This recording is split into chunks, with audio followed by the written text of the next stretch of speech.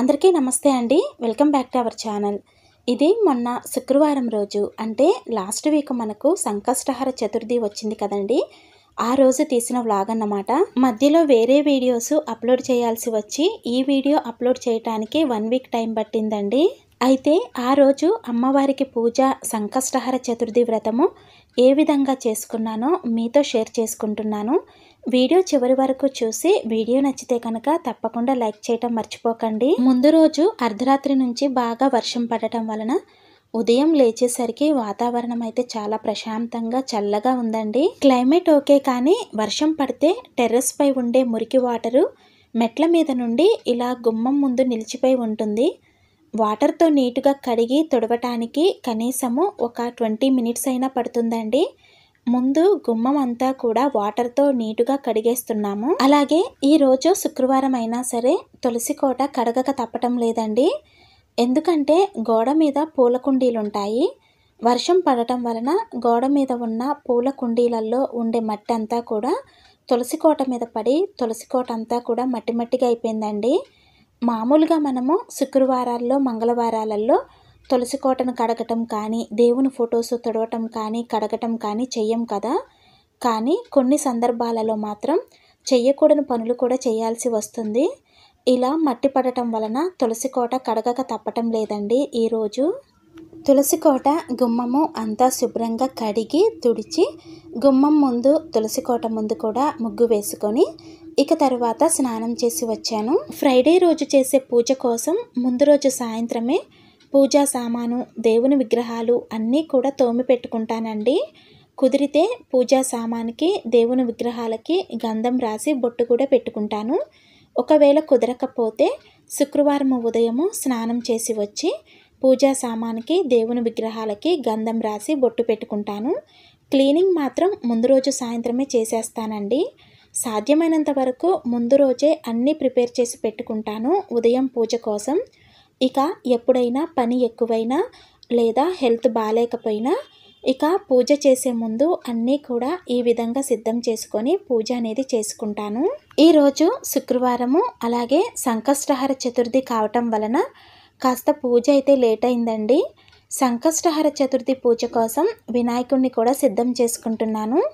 ఇక శుక్రవారం అంటే మామూలుగా అమ్మవారికి తప్పకుండా పూజ చేసుకుంటాం కదండి. అందుకని పూజలో పెట్టుకోవటానికి అమ్మవారిని కూడా సిద్ధం చేస్తున్నాను. అలాగే ప్రతి శుక్రవారము కూడా కామాక్షి దీపాన్ని వెలిగించుకుంటే చాలా మంచిదండి. అందుకని దీపారాధన కుందులతో పాటు కామాక్షి దీపానికి కూడా గంధం రాసి బొట్టు పెట్టి అలంకరిస్తున్నాను పూజలో పెట్టుకోవటానికి.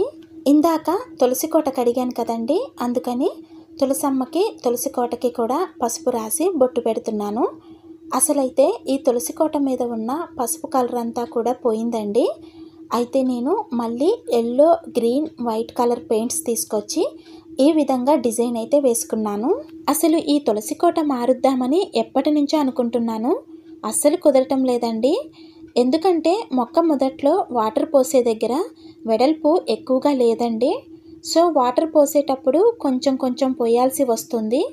అదీ కాక మొక్క మొదట్లో కొంచెం స్పేస్ ఎక్కువగా ఉంటేనే మొక్క అనేది ఆరోగ్యంగా పెరుగుతుంది. అదీ కాక ఇప్పుడు మార్కెట్లోకి రకరకాల తులసి కోటలు వస్తున్నాయండి.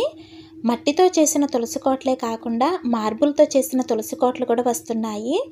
వాటికి తగ్గట్టే కాస్ట్ కూడా బాగా ఎక్కువగా చెబుతున్నారు. మొన్న ఒకసారి బయటికి వెళ్ళినప్పుడు నార్మల్గా మట్టితో చేసిన తులసి కోట కాస్ట్ అడిగితే 500 చెప్పారండి.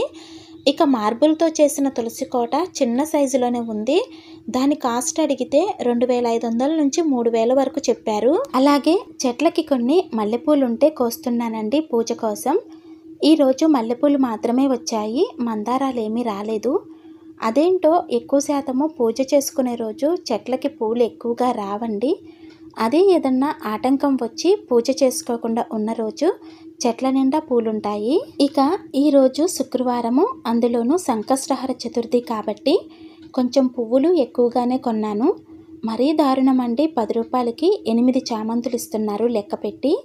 ఇక గులాబీ పువ్వులైతే సగానికి సగము రేకలు ఊడిపోయి ఉంటున్నాయి. చూడండి, ఇవన్నీ కూడా 40 రూపాయల పూలండి. మామూలుగా ప్రతి గురువారం సాయంత్రము మల్లెపూలు అంటే విడిపూలు తీసుకొని మాల కట్టి శుక్రవారము అమ్మవారికి అలంకరించి పూజ చేసుకుంటాను. అయితే నిన్న విడిపూలు అస్సలు రాలేదండి. కట్టిన మల్లెపూలు వచ్చాయి. ఒక మూర 40 రూపాయలు చెబుతున్నారు. అది కూడా పూర్తిగా మూర కూడా ఉండదండి. నార్మల్ డేస్లోనే ఇలా చెబితే ఇక పండగల సమయంలో ఇంకా ఎక్కువ చెబుతారు. సో అందుకని ఇంకా మల్లెపూలు ఏం తీసుకోలేదండి.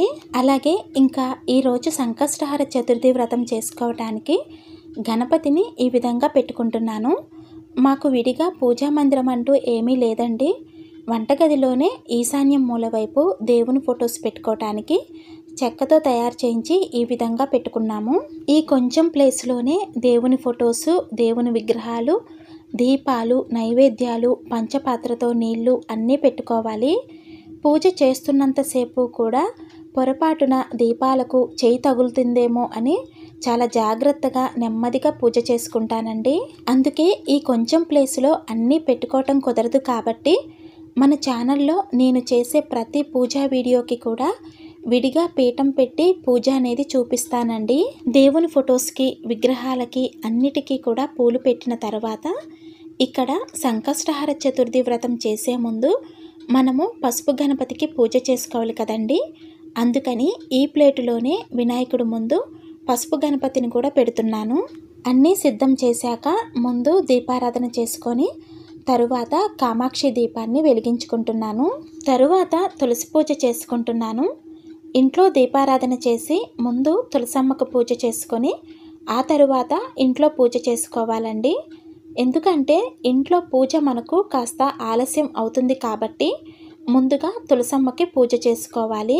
తులసమ్మకు పుష్పాలు అలంకరించి నైవేద్యంగా చిన్న బెల్లం ముక్క, అలాగే ఒక చిన్న గ్లాసులో మంచినీళ్ళు పెట్టి ధూపం వేసి తులసమ్మకి నమస్కారం చేసుకొని ఇక తరువాత ఇంట్లో పూజ అనేది స్టార్ట్ చేస్తున్నానండి. ముందు శివయ్య తండ్రికి అభిషేకం చేసి అలంకరించి పూజలో పెట్టుకొని పూజ అనేది ప్రారంభిస్తాను ప్రతిరోజు కూడా. ఈరోజు పాలతో అభిషేకం చేసుకుంటున్నాను. ప్రతిరోజు శివయ్యకు అభిషేకం చేసుకుంటానండి. ఒక్కొక్కసారి పాలతో, ఒక్కొక్కసారి నీళ్ళతో, ఇలా ఏది అవకాశం ఉంటే దానితో అభిషేకం చేసుకుంటాను. అభిషేకం చేసి శివయ్య తండ్రికి విభూది గంధంతో బొట్టు పెట్టి పూజలో పెట్టుకొని శివయ్య తండ్రికి కూడా పూలు పెట్టి అలంకరించాను. ప్రతి శుక్రవారము కూడా ఇంట్లో సాంబ్రాణి ధూపం వేస్తానండి. ఇంట్లో మొత్తం వేశాక బయట తులసమ్మకు, అలాగే ఇంటి గుమ్మం పైన ఉన్న ఆంజనేయ స్వామి వారికి కూడా ధూపం చూపిస్తాను. వారానికి ఒకసారి ఇంట్లో ఈ విధంగా ధూపం వేస్తే ఇంట్లో ఎటువంటి నెగిటివ్ ఎనర్జీ అనేది ఉండదండి.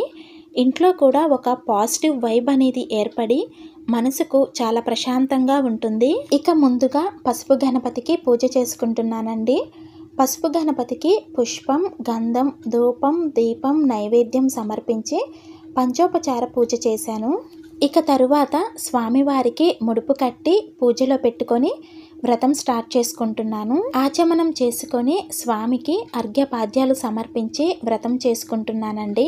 నేను ఈ వ్రతము లాస్ట్ మంతే స్టార్ట్ చేశాను. ఇది సెకండ్ మంత్ అన్నమాట.